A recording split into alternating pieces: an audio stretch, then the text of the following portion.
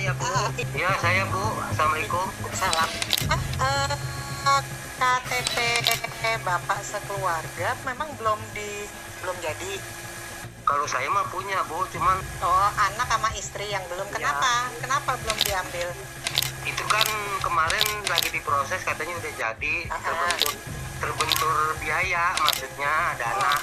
Oh, dana. Yang bilang harus ada dana siapa? Itu orang kelurahan.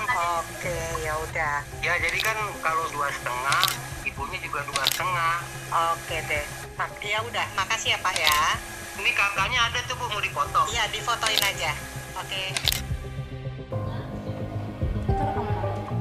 Ini salah satu dari sekian banyak ODGJ yang ada di Tangsel. Betapa sulitnya untuk mendapatkan identitas. Karena setiap kali saya melihat ODGJ yang sedang mengamuk atau parah, pasti dalam imajinasi saya harus ke rumah sakit. Tetapi untuk menuju ke rumah sakit kan sekarang pakai sistem BPJS.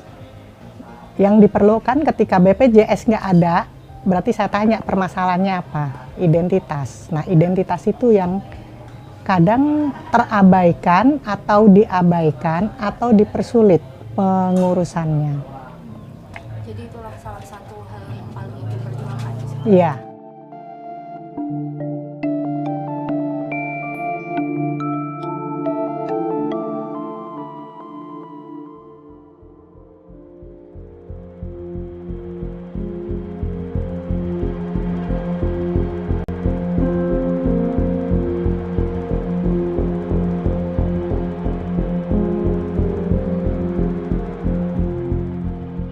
Nama saya Marsilia ST Krenata. Saya bergerak sebagai relawan sosial mulai tahun 2003. Tadinya saya relawan kesehatan masyarakat miskin. Begitu banyaknya calo yang berkeliaran, akhirnya saya menciutkan diri dengan orang terlantar. Beberapa kali orang-orang terlantar yang ketemu keluarganya balik lagi ke jalanan. Tetapi saat ini saya concern ke ODGJ karena kebanyakan orang terlantar yang diantar polisi itu rata-rata masuk ke dalam ODGJ atau ODMK, orang dengan gangguan jiwa. Kan mereka jadi ODGJ nggak dari kecil, jadi begitu ada tekanan baru. Tekanan narkoba, tapi banyak juga yang salah genetika. 2003 itu sudah ada berapa teman-teman yang sudah tertangani? Kalau menurut berkas yang ada sekitar 2000-an, 1000-an lebih lah. Kadang laporan dari masyarakat, kadang diserahkan sama polisi, orang terlantar. Di situ kita asesmen, ketemu keluarganya, kita kembalikan. Tapi ada yang berulang. Kadang saya ngelihat di jalanan ada terlantar, selama tempat saya masih ada saya ambil. Jadi bukan karena laporan juga. Jadi kan ini warga udah mulai ngeluh nih kan? Ya, terus? Dengan alasan dia kan emang bener apa buat pesik Pak di situ Pak. Oh, oke. Karena mungkin dia di situ, jadi lingkungan jadi merasa tidak nyaman. Oke, gini Bu, kita meluncur ke sana aja kali ya. Nah, survei dulu ya. Yuk Pak, cepet Pak. Helm mana udah?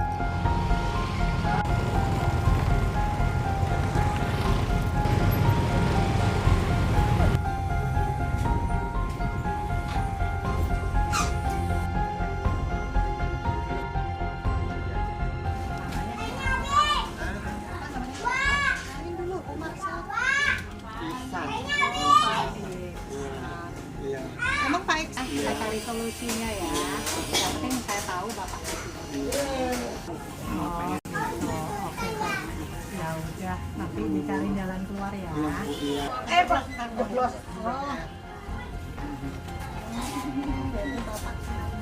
Bau apa? Awas bau. Nyucinya di mana? Mandinya di mana? Mainnya di itu apa? Di sumur sono Pak.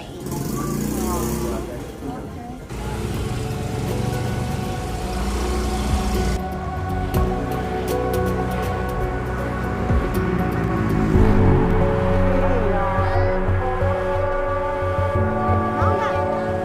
Nggak mau nggak?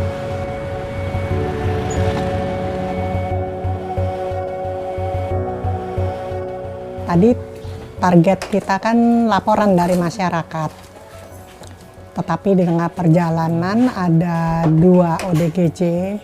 Sebetulnya saya pengen merangkul mereka, sangat ingin. Cuma kendala saya adalah di panti saya udah cukup full. Sehingga kalau saya paksakan sangat tidak bagus. Apalagi yang 2 orang ini tidak ada identitasnya sama sekali. Dan tidak ada keluarganya, mereka terlantar. Nah, yang target pertama adalah seorang lansia waria, belum emergensi sih. Nah, nanti kita carikan jalan keluar, mungkin kita diskusi sama Dinsas apa yang akan kita lakukan. Karena belum emergensi, belum kita ambil, tapi sebetulnya yang 2 ini memang emergensi. Tetapi lagi-lagi terkendala identitas. Dan itu udah kita pantau. Jadi rencana kedepannya terkait tadi temuannya? Yang 2 di jalan. Ya kita tetap akan laporkan ke Dinsos, mungkin setelah ini keluar, kita akan angkut mereka. Jadi kemungkinan akan kembali lagi ya Bu, nemuin. Iya, setelah ini selesai dulu. Kan nggak mungkin kita tumpuk-tumpuk. Ada informasi lain yang mau disampaikan? Nggak ada sih, cuma ya ini tugas kita. Entah sampai kapan kita nggak tahu.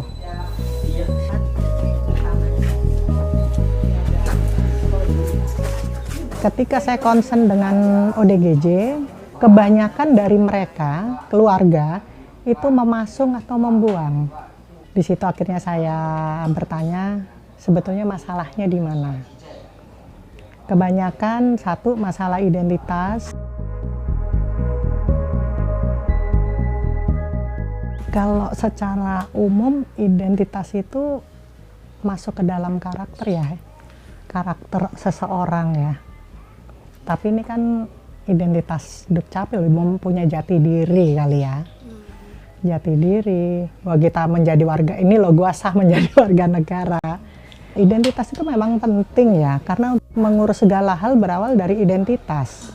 Mereka sangat membutuhkan identitas karena mereka membutuhkan perawatan rumah sakit. Rumah sakit membutuhkan BPJS, jaminan BPJS. Nah, untuk mengurus BPJS perlu identitas. Kembali lagi seperti itu. Masyarakat Indonesia kan bukan hanya yang beridentitas. Mereka yang terabaikan juga perlu berobat. Apakah yang berhak untuk menuju rumah sakit hanya orang-orang yang beridentitas? Hanya orang yang punya keluarga. Bagaimana dengan mereka yang di jalanan? Iya kan? Kadang saya sedih melihat ada rumah sakit jiwa tetapi di sekelilingnya masih banyak gelandangan. Ada seperti panti rehab jiwa di sekelilingnya ada gelandangan. Apalagi milik pemerintah ya. Apakah mereka bukan warga negara Indonesia? Terus negara hadir ketika ada laporan. Padahal saya yakin dinas sekeliling tahu di mana keterlantaran itu ada. Atau sekedar pura-pura tidak tahu, saya nggak tahu. Iya kan?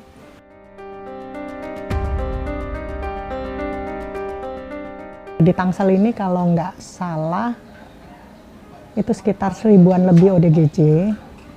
Tetapi yang baru masuk DTKS sekitar 200-an. Tetapi yang belum masuk DTKS dan kategorinya dia miskin, banyak juga yang terabaikan. Aku belum bisa mendata semuanya. Dengan berdasarkan temuan-temuan di lapangan, saya berinisiatif ingin membuatkan mereka identitas agar mereka bisa mendapatkan fasilitas kesehatan jiwa yang dengan baik dan mengedukasi keluarga. Saya mulai dari izin dulu kepada keluarga agar mereka kita buatkan identitas. Prosesnya panjang ya, cuma sayangnya pihak Dukcapil pernah 3 kali saya bolak-balik.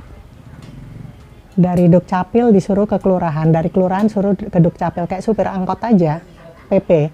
Dan itu 3 kali tanpa menghasilkan apapun. Baru ketika saya geram, bergerak semua. Lumayan sih dari Oktober. Dan ini rencananya tanggal 13 nanti rekaman akan dimulai. Setelah usaha dari Oktober. Iya. Oktober tahun lalu. Iya. Sekarang sudah bulan Mei. Mei.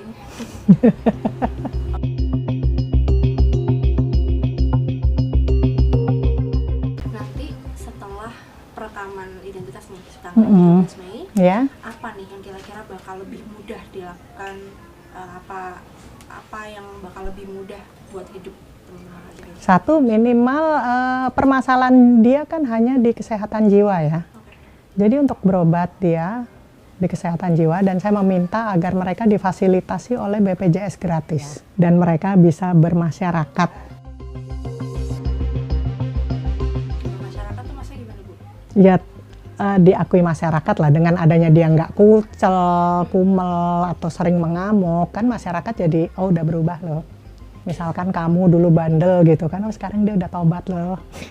Jadi itu bisa dibuktikan hanya dengan si kartu ini. Ya ya bukan kartunya, obatnya. Iya juga ya, karena punya KTP jadi Bisa mengurus BPJS.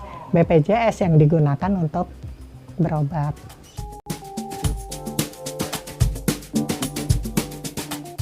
Sebetulnya kalau di masyarakat sini stigma ODGJ sudah bagus ya, nggak mengkucilkan atau apapun, tidak. Tetapi yang bingung itu adalah keluarga. Mereka trauma. Jadi sedih juga seandainya kita pulangkan dengan kondisi bagus, tiba-tiba nanti balik ke awal. Makanya saya bermohon kepada pemerintah yang ada. Sampai kapan mereka seperti ini terus? Mereka harus mandiri, mereka harus bermasyarakat, mereka harus ya survive ya untuk hidup dia dan tidak tergantung oleh keluarga. Tolong jangan dianaktirikan kesehatan jiwa. Kadang kita selalu bicara tentang stigma, tetapi pemerintah yang ada juga masih menganaktirikan kesehatan jiwa. Jadi sebetulnya stigma itu ada di mana? Di masyarakat atau di pemerintahan? Iya kan?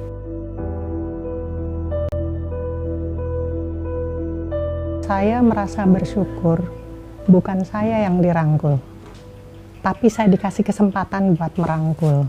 Jadi kadang saya sedih gitu memikirkan, kalau saja tangan saya panjang bisa merangkul banyak orang, kalau saja kaki saya bisa melangkah lebih jauh, saya pengen merangkul mereka. Saya sih cuma bermimpi ya, pengen banget membuat kampung sehat jiwa. Mungkin formatnya bisa kan seperti transmigrasi, ya memberi mereka lahan yang nggak harus luas, yang cukup dengan tenaga dia untuk berkebun dan beternak, dan kami yang akan mengawasi obatnya. Karena sampai kapan teman-teman ODGJ ini bergantung dengan keluarganya? Sampai batas mana keluarga menjadi lelah? Keluarga capek, tapi mereka lebih capek karena mereka yang mengalami. Ketika semua lelah, ini menjadi tanggung jawab siapa? Kampung Sehat Jiwa ini aku pengen mereka ada satu kegiatan seperti berkebun, beternak, agar mereka bisa mandiri. Mempersiapkan mereka ke masyarakat. Semoga pemimpin yang akan datang mampu atau bisa mengabulkan ya mimpiku. Ya, salam dari rakyat jelata.